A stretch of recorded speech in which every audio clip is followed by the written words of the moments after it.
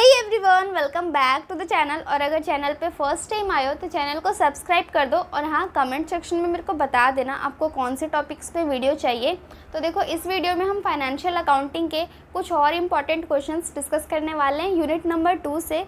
Unit number 2 है आपकी accounting process and rules. ठीक है, तो जल्दी से कॉपी और पेन लेके आ जाओ और जो क्वेश्चंस बता रही हूँ उनको नोट कर लेना। ठीक है, इस यूनिट से आपके दो ही क्वेश्चन बनते हैं। सबसे पहला कि अकाउंटिंग प्रोसेस, आपका अकाउंटिंग प्रोसेस क्या होता है।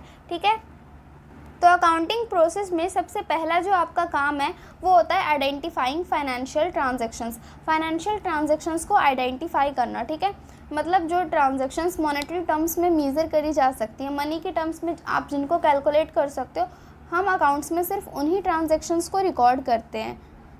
तो सबसे पहला काम आपका यही है कि फाइनेंशियल ट्रांजैक्शंस को आइडेंटिफाई करना।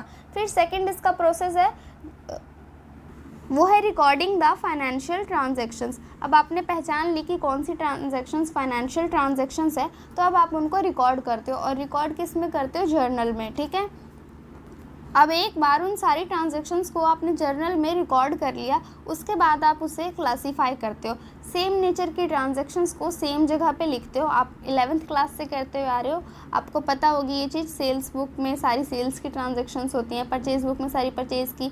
जो हम लेजर बनाते हैं, लेजर पोस्टिंग करते हैं, ठीक है, तो उससे हम बोलते हैं क्लासीफाइंग। ठीक है, नेक्स्ट अब आपका काम आता है कि आपने सब कुछ जब क्लासीफाई कर दिया, तो ईयर के एंड में जब आप चीज़ों को समराइज़ करते हो, ट्रायल बैलेंस बनाते हो, trading and profit and loss account बनाते हो, बैलेंस शीट बनाते हो, चीज़ों को जब समराइज़ करते हो, टोटल कितना आपका नुकसान हुआ, कितना प्रॉफिट हुआ, वो सारी चीज़ें जब एंड में आप उसको समराइज़ करते हो, उस प्रोसेस को हम बोलते हैं समराइजिंग। ठीक है, अब इसमें नेक्स्ट जो स्टेप होता है वो होता है एनालिसिस एंड इंटरप्रिटेशन। अब आपने जब सब कुछ समराइज़ कर लिया, तब आप उसको एक यूज़फुल मैनर में प्रेजेंट करते हो, उसको एनालाइज करते हो उस सारे डेटा को, और उसका इंटरप्रिटेशन करते हो। ठीक है, जिससे पता चल पाती है कि बिज़नेस की क्या पोजीशन है, कितना प्रॉफिट हुआ है, बिज़नेस के पास अभी कितनी वेल्थ है। ठीक है, अब नेक्स्ट इसका जो स्टेप है वो है कम्युनिकेशन।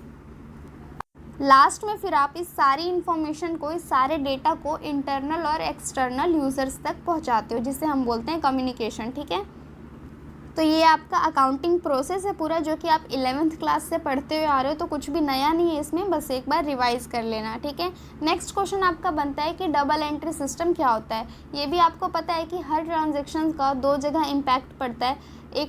अगर एक जगह वो ट्रांजेक्शन क्रेडिट हो रही है तो दूसरी साइड पर वो डेबिट भी होएगी।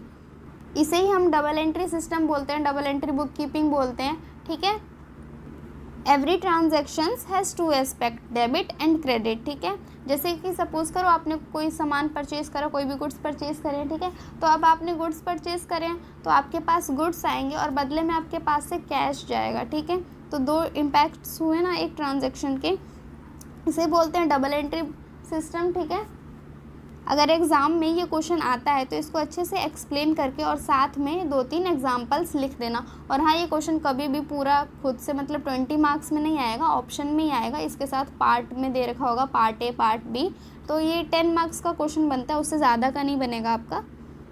नेक्स्ट वीडियो में डिस्कस करेंगे 3rd यूनिट के इंपॉर्टेंट क्वेश्चंस। इससे पहले मैंने 1st यूनिट के इंपॉर्टेंट क्वेश्चंस बताए थे, वो वाला वीडियो आपने नहीं देखा है तो जाके जल्दी से चेक करो और इन क्वेश्चंस को अच्छे से प्रिपेयर कर लो। और वीडियो अच्छा लगा हो तो वीडियो लाइक कर देना और चैनल को सब्सक्राइब कर देना।